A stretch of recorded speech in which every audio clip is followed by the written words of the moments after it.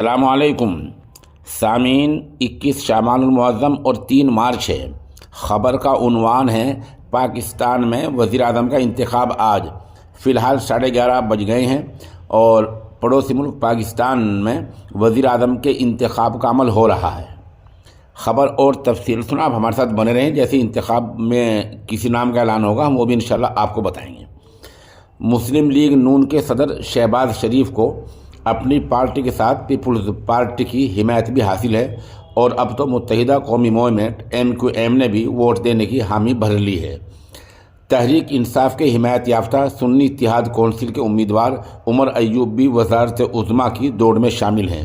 بتا دیں سنی اتحاد کونسل یہ ایک وہاں کی مقامی تنظیم ہے اور عمران خان جو امیدوار ہے وہ اس کے ساتھ ہیں۔ اگلے وزیر اعظم کے لیے انتخابی میدان قومی اسمبلی میں آج سج گیا ہے اور 9 منتخب اراکین جو ممبر پارلیمنٹ ہوتے ہیں وہ قومی اسمبلی میں آنے شروع ہو گئے ہیں۔ اسپیکر قومی اسمبلی نے دونوں امیدواروں کے کاغذات نامزدگی منظور کر لیے ہیں اور اس وقت جو صورتحال ہے وہ آپ کو بتا دیتا ہوں۔ وزارت عظمیٰ کے لیے نون لیگ اور اتحادیوں کے نمبر 200 ہیں۔ 326 کے ایوان میں سادہ اکثریت حاصل کرنے کے لیے 169 ووٹ ضروری ہیں۔ تحریک انصاف کی حمایت یافتہ سنی اتحاد کونسل کے پاس 92 ممکنہ امیدوار ہیں۔ اب ایک سوال یہ ہے وہاں وزیر اعظم کا انتخاب کیسا ہوتا ہے، وہ بڑا دلچسپ ہے، وہ آپ سنیں۔ پاکستان کے دستور کے مطابق قومی اسمبلی سے وزیر اعظم کے انتخاب کے لیے امیدوار کا مسلمان MN یعنی MP ہونا ضروری ہے۔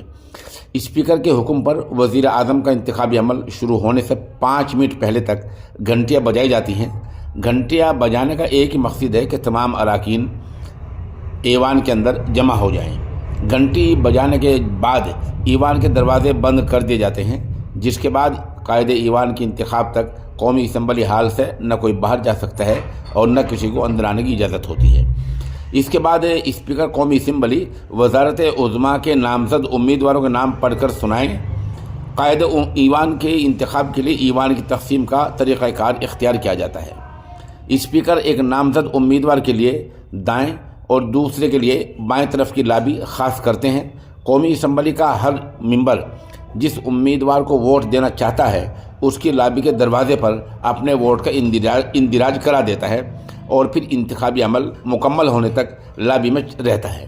اس کے بعد اسپیکر قومی اسمبلی ووٹنگ مکمل ہونے کا اعلان کرتے ہیں اور ایک بار پھر 2 منٹ تک گھنٹیاں بجائی جاتی ہیں تاکہ ارکان وہاں سے اٹھ کر واپس ایوان میں آ جائیں۔ اس کے بعد اسپیکر قومی اسمبلی قائد ایوان کے انتخابی نتائج کا اعلان کرتا ہے۔ کامیاب امیدوار قومی اسمبلی کا قائد ایوان اور ملک کا وزیر اعظم بن جاتا ہے۔ یہ وہاں کا طریقہ کار ہے، آپ ہمارے ساتھ بنے رہیں۔ جیسا کچھ جس کے نام کا اعلان ہوگا ہم انشاءاللہ فوری طور پر آپ کو اس سے آگاہ کریں گے۔